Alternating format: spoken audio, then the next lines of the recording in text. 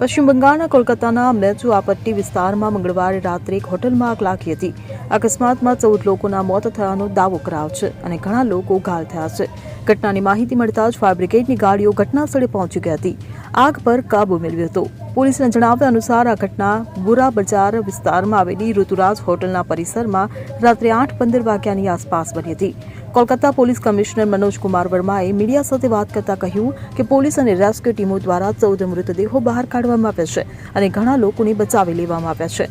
આગ પર કાબુ મેળવી લેવામાં આવ્યો છે અને બચાવ કામગીરી હજુ પણ યથાવત છે. આગ કેમ લાગી તે જાણવા માટે આ મામલે વધુ તપાસ હાથ ધરાઈ રહી છે. તપાસ માટે એક ખાસ ટીમ પણ બનાવવામાં આવી છે. તેમણે કહ્યું કે આગ લાગવાનું કારણ હજુ સુધી જાણી શકાયું નથી.